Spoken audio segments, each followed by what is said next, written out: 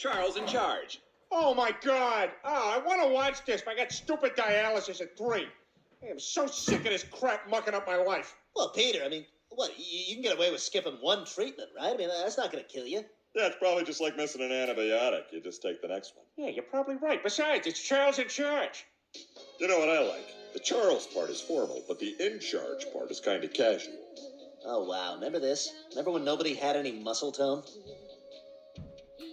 Geez, how many A's does that guy need? 2 apparently. You know, it's kind of weird that 80s white clothes could pass for 90s black clothes. Yeah, is that like a rummage sale thing? Ah, Nicole Eggert.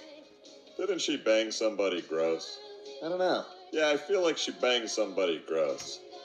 You know, I heard the sweater budget on this show was $200,000. Didn't you tell me that, Peter? Oh my God, Peter. You don't look so good. What are you talking about? I feel great. Like I could go another 20 years or more.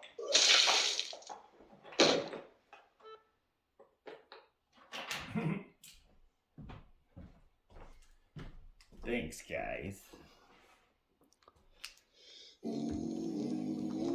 The new boy in the neighborhood lives downstairs and it's understood. He's there just to take good care of me, like he's one of the family. Charles in charge of our days and our nights. Charles in charge of our wrongs and our rights. And I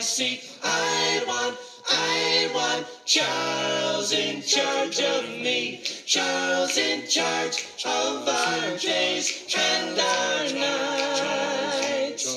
Charles in charge of our wrongs and our rights. And I want Charles in charge of me. Charles in charge.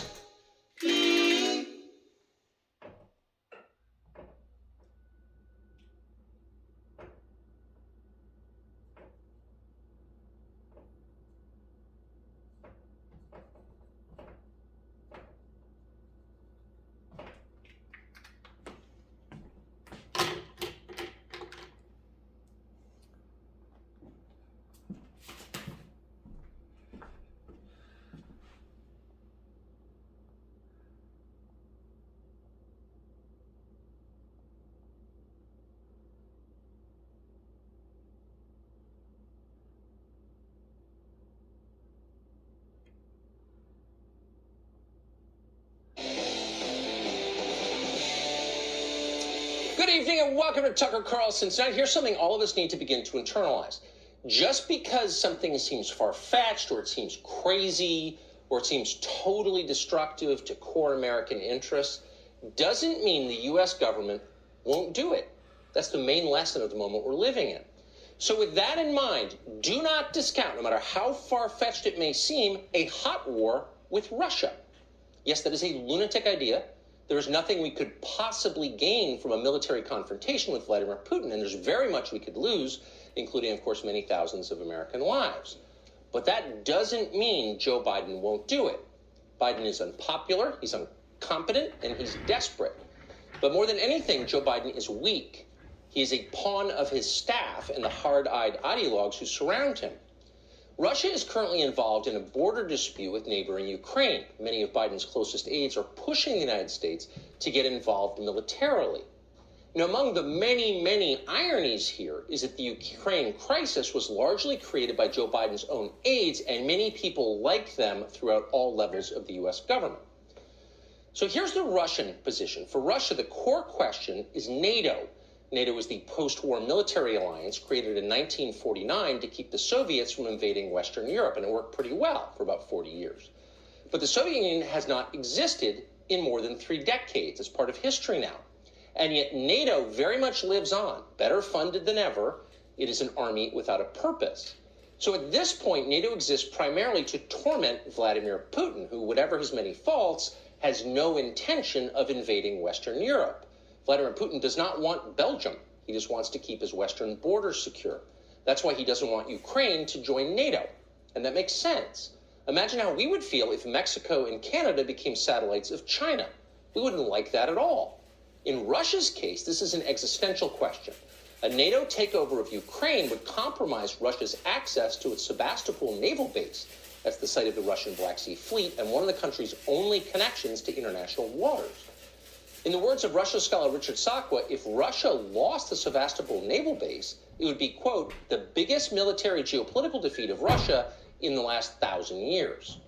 So for Vladimir Putin, that's unacceptable. It's a disaster. He cannot let it happen. He will not let it happen. But for the United States, and this is the main point here, there would be no benefit either. The United States would gain precisely nothing from taking over Ukraine. Why would we want to do that? At best, we'd be driving Russia, and we are in fact, deeper into the arms of the government of China. And that would be a disaster for the United States and a disaster for the world. So why are we doing this? Why is the U.S. government pushing Ukraine to join NATO? Well, God knows why. But we are doing this. Both parties are doing this. The neocons around Joe Biden are for it, of course, as they are for every sinister and stupid idea. But so is former Secretary of State Mike Pompeo, a smart man. So is Ohio Senator Rob Portman. So are many Republicans. So this is a bipartisan sort of insanity. The question is, can Joe Biden stand up to it? The answer is no. Biden's always been more lobbyist than leader. Once it was the credit card companies in Delaware that wrote the scripts, now it's the State Department. It's the same idea.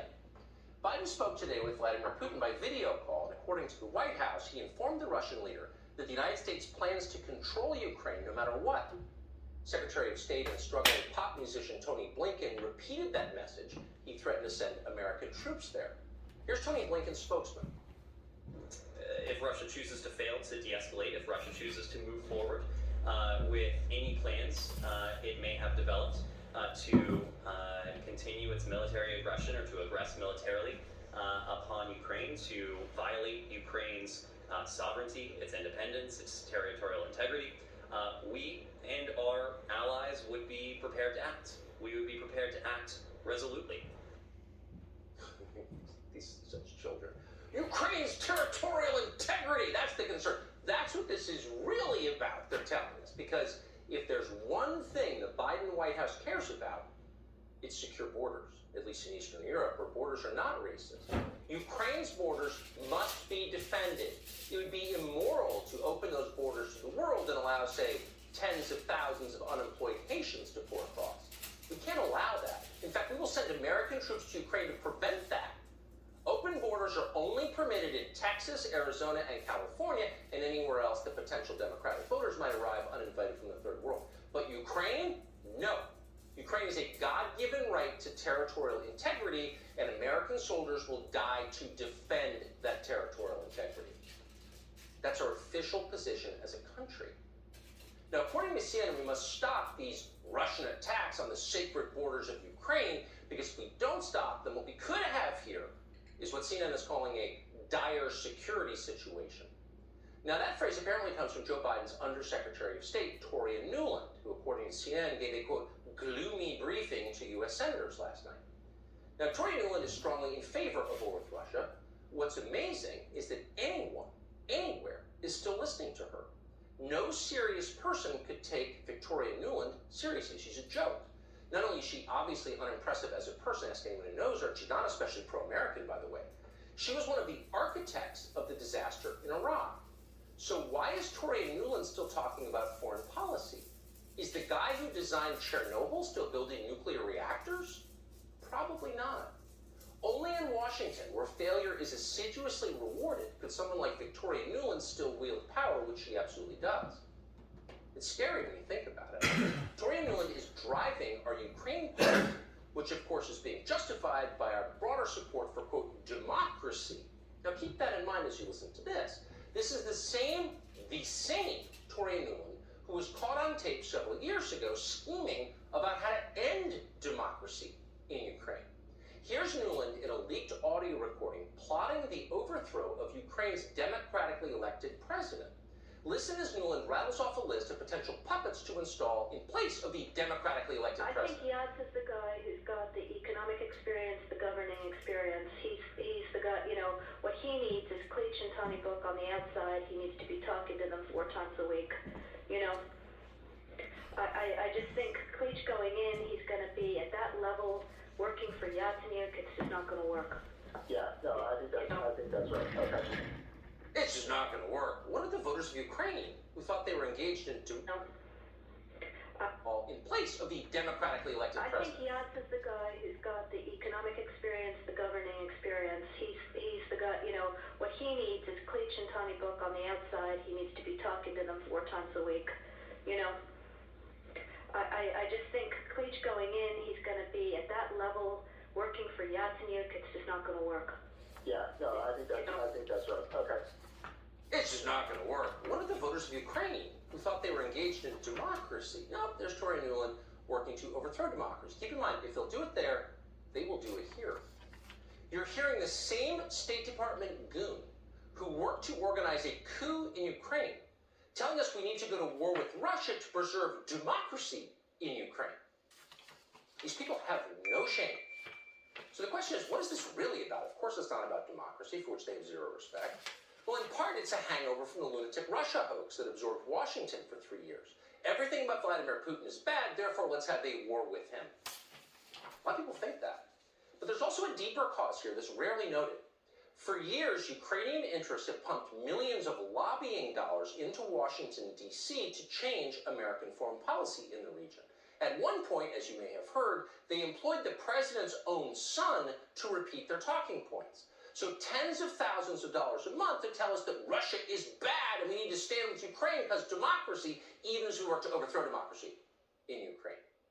So with that in mind, now that you know that, maybe you were not so surprised when Joe Biden concluded that Vladimir Putin doesn't possess a soul. You said you know he doesn't have a soul. Well, I did say that to him, yes. And his response was, we understand one another. I wasn't being a wise guy. I was alone with him in his office. That's how it came about. It was when President Bush had said, I've looked in his eyes and saw a soul. I said, looked in your eyes, and I don't think you have a soul. And looked back at me and said, we understand each other. So you know Vladimir Putin. You think he's a killer? Mm-hmm. I do. These people are children. Again, children pretending to be leaders. Vladimir Putin's a killer! Presumably unlike every other head of state on earth through all human history. But honestly, that is not the relevant question. Vladimir Putin's soul? Who cares? We can leave that to his priest, assuming he has one. The only question that matters, the only question, is how does intervening in Ukraine help the core interests of the United States? And of course, that is the one question no one in Washington is asking. Watch the Pentagon's obedient little flack, a man with so little dignity he'll say whatever he's told to say, brag about how much military equipment we are now sending to Ukraine. And notice as you watch this tape that he never even thinks about explaining why we would be sending that military equipment.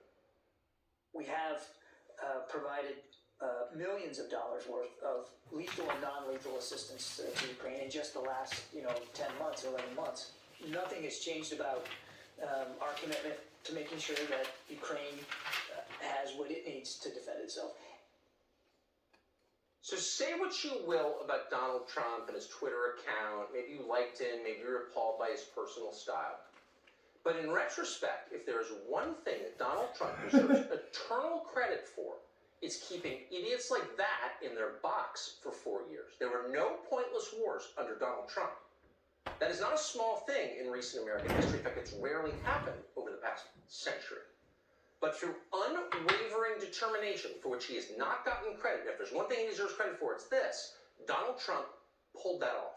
He resisted again and again when members of Congress, when guys from Raytheon, when all the interested parties pushed him to go to war here, there, and everywhere. Donald Trump resisted that. And in Washington, above all, they hated him for that. In the end, they impeached him for it. As one witness put it during our impeachment inquiry, the United States aids Ukraine and her people so that we can fight Russia over there and we don't have to fight Russia here. Really? We're going to fight Russia here, are we, Adam Schiff? Adam Schiff, of course, a dumb person and a partisan Democrat. But what's so interesting, and ought to make you sit up and pay attention, is suddenly partisan Republicans are making identical noises. Just this afternoon, Senator Roger Wicker of Mississippi, not a genius famously, but still a sitting Republican senator, went on Fox News to say we may need to send American troops to Ukraine, and possibly, because this isn't insane or anything, think about the use of nuclear weapons. Got that in our back pocket. Nuclear weapons. Roger Wicker. sitting U.S. senator. No one in Washington laughed at Roger Wicker. This is so crazy that no one seems aware of how crazy it is. They're all just sitting back and listening to Toria Nuland tell them what we need to do. How much has this penetrated the psyche of Washington, D.C.? Well, here's a sad piece of tape. This is Joni Ernst, who's totally affable, nice Republican, sort of reasonable in most things from the Midwest. Suddenly sounding like a bloodthirsty warmonger, sounding a lot like actually Adam Schiff when she talks about that dastardly Vladimir Putin. He needs to say to Vladimir Putin that we are no longer going to allow you to continue with the Nord Stream 2 pipeline. We need you to know and understand that we will defend Ukraine and we will provide them assistance. He needs to make that very clear. Putin is so bad, we're going to cut off natural gas to Western Europe in retaliation against him in December. We're going to freeze Germany and Luxembourg, and that's going to teach Vladimir Putin. Again, what you just saw there is a child who has no idea what she's talking about, but keeps talking anyway. We will defend Ukraine, says Joe Biden. Remember, this is a senator from Iowa.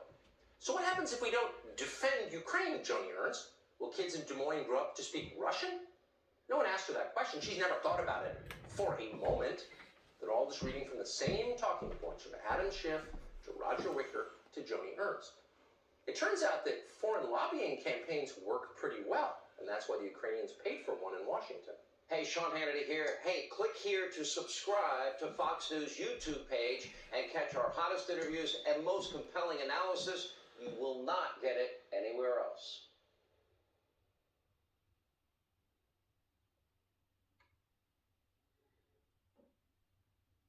Good evening and welcome to Tucker Carlson's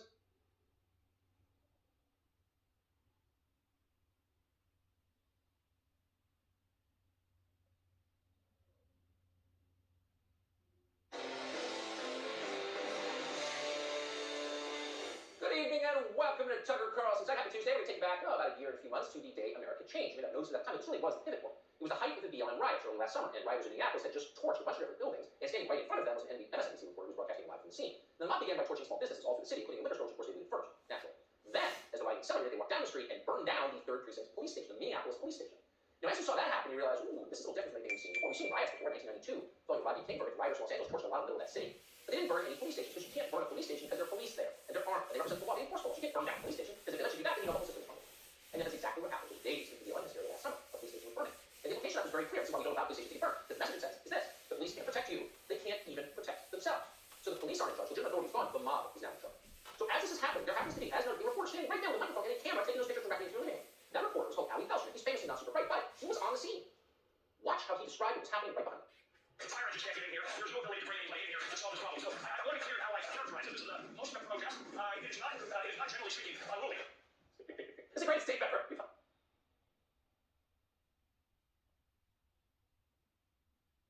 I see it 100 times. We watch it every morning just for edification. It's mostly a protest, he said. Flames in the background. It's generally speaking not unruly. While standing in front of a burning building. So that tape, as we just said, is very famous. And a lot of people look at that and say, that reporter is a moron, which of course is true. He couldn't even describe what he was saying accurately. What a gaffe! But it wasn't a gaffe. It was not taken out of context. In fact, it was MSNBC's explicit editorial policy to lie about what you were watching live, to characterize violent riots as peaceful protests. And it wasn't just Ali Velshi. That very day, probably the oiliest of all MSNBC anchors, a character called Craig Melvin, explained the network's approach to the story, and we're quoting, "This will guide our reporting in Minnesota. While the situation on the ground in Minneapolis is fluid, and there has been violence, it is most accurate at this time to describe what is happening there as protests, not riots." Paging Dr. Orwell, not riots. No, they're not riots. The one thing these things aren't, they're torching the police station, looting the liquor store, they're not riots. Oh, not at all. But MSNBC is not an outlier in adopting this policy of reality denial. Here's what CNN's coverage was at the time. And let's not forget, if anyone is judging this, I'm not judging this, I'm just wondering what is going on. Our country was started because this is how the Boston Tea Party, rioting. So do not get it twisted and think that, oh, this is something that has never happened before, and this is so terrible, and where are we, and these savages and all of that. This is how this country for hundreds of years. Sam Adams himself torched a Wendy's and looted a liquor store before burning down a police station in downtown Minneapolis. This is how this country started. We've always had riots and looting virtually every day. It's totally normal. So your job as a viewer, per CNN, MSNBC, New York Times, The Atlantic, The Washington Post, all the rest of it, was to remain calm, acknowledge that this is just the way things are, this is the way they have always been, and accept it. The country your ancestors built is on fire, but shut up, because your ancestors also burned it down. And that's not true. In fact, it's grotesquely untrue. You have to be historically literate to believe it. Many people are bitten virtually every day. It's totally normal. Rioting.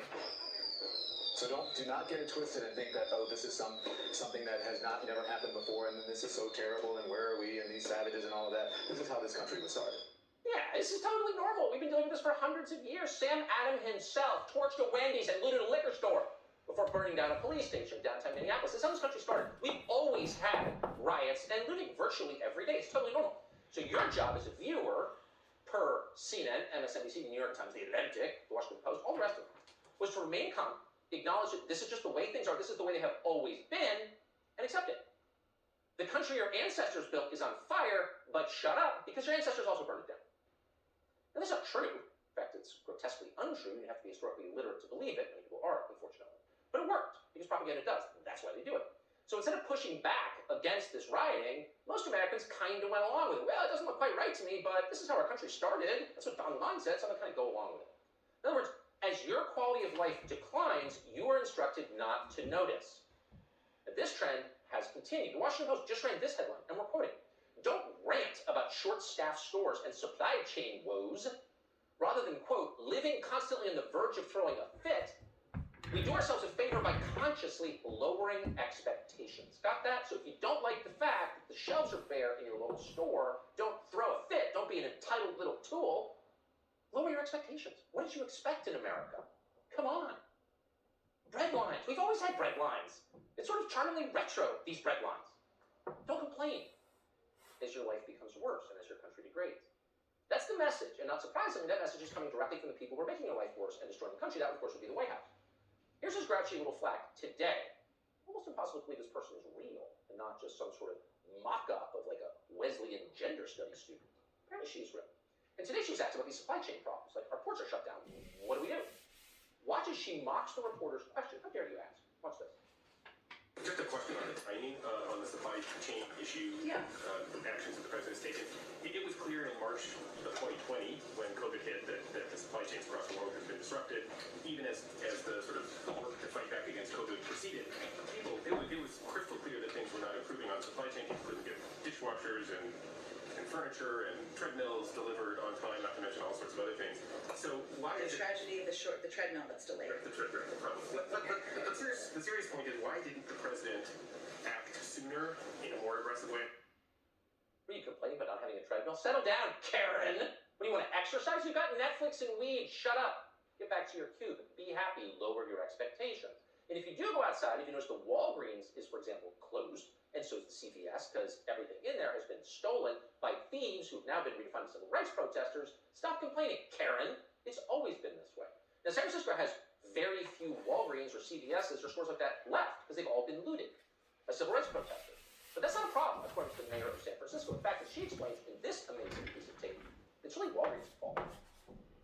Ultimately, they made their decision. We have tried to work with them in order to ensure that we are covered in terms of having pharmacies all across the city. This is going to, of course, impact a lot of our neighborhoods, but I wouldn't go as far as to say they can't do business. They still have a lot of stores. Everywhere you look, almost every corner, you'll see a Walgreens, and some of these stores are not just closing because of retail theft, they're closing because they're not necessarily bringing in the sales that they once did. So I don't want to attribute that completely to just retail theft. No, so you're sort of tempted to say, well, if you elect a mayor that dumb, then you kind of deserve what you get. But the truth is, not everybody in San Francisco voted for London Breed despite her alluring name.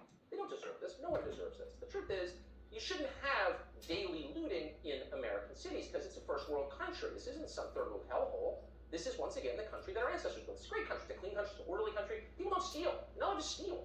Okay? Period. But all of a sudden, you can steal, and our leaders tell you, you've always been able to steal. It's okay. You bring your kids to school, and oh, wait a second, there are junkies living in tents right across from your kid's school. Well, they've always been there too.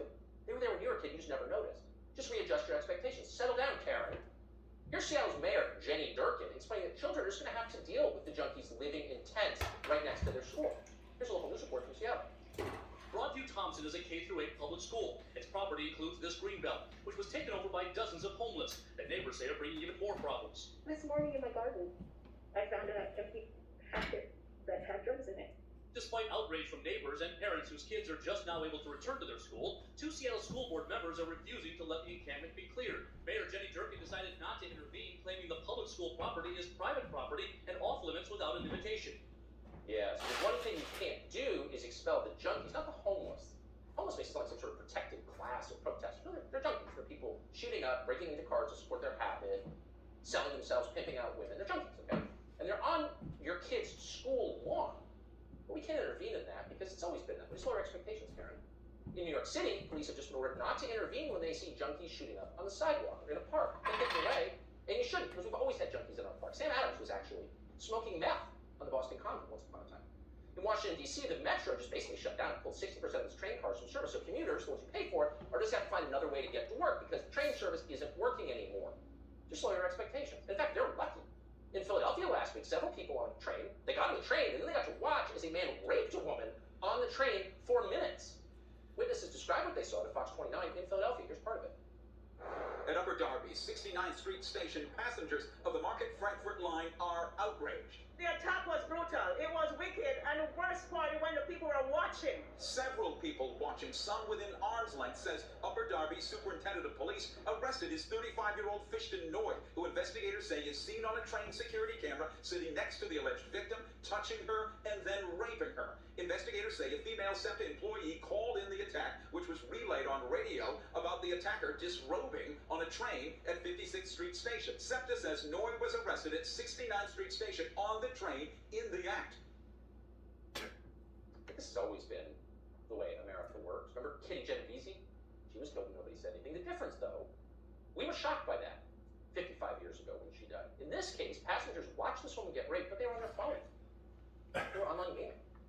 The police chief of Philadelphia, Pennsylvania's Transportation Authority said that nobody who saw it did anything about it. I can tell you that people were holding their phone up in the direction of this woman being attacked. And by attack, just to be totally clear, and I hate to use the word, but it's the right word, she was raped in front of all these people, and they did nothing. So how did this happen? We're talking about root causes. What were the root causes of this rape? Well, we can tell you tonight that the 35-year-old Congolese man who apparently raped this woman, his name was Fiston Boy, has a criminal record. He shouldn't have been here in the first place. He was on an overstayed student visa. He should have been deported. This should never have happened. He should not have been here. And the only reason he was is because he and a lot of people like him have been invited here and allowed to stay by the people who run the country, but who don't ride the train. This particular man first came to the United States in 2012. He was on a student visa. Now that visa ended in 2015 because he was no longer a student. Court records show that Ngoy racked up, quote, multiple arrests and 2 misdemeanor convictions, 1 for controlled substances and 1 for sexual abuse. Okay, so here's someone in the country illegally who is convicted of sexual abuse and drugs, but he's still here. So why aren't the people who allowed him to remain here in jail themselves? They certainly should be. Now, this guy was put into immigration detention back in January of 2018, but he never got deported because the immigration legal system decided that he should receive a special stay of removal. Oh, so he got what's called a withholding of removal from an immigration judge 2 years ago, back in 2019.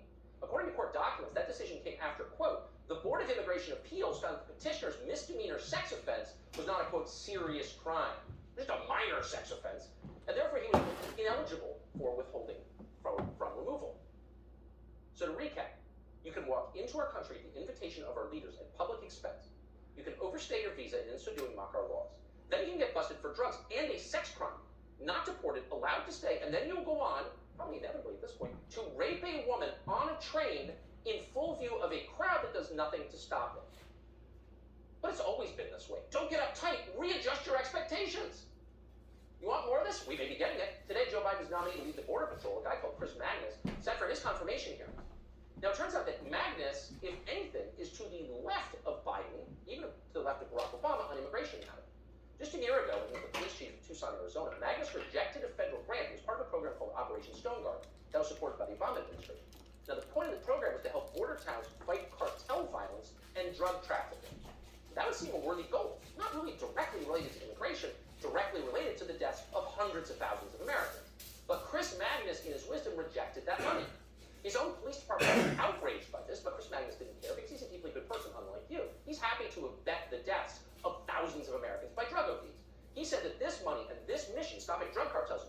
line with the work he's doing. That work, of course, is opening our country forward. So here you have the person who's about to oversee our country's border security, who does not believe in borders. Now, if that bothers you in any way, if you think we should be deporting rapists instead of letting a rape limit on trains, then the White House has a very clear message for you. Shut up, Karen. Stop complaining. Those arsonists aren't arsonists, they're mostly peaceful protesters. That treadmill? You don't deserve a treadmill. Lower your expectations. Get used to it. Hey, Sean Hannity here. Hey, click here to subscribe to Fox News YouTube page and catch our hottest interviews and most compelling analysis. You will not get it anywhere else.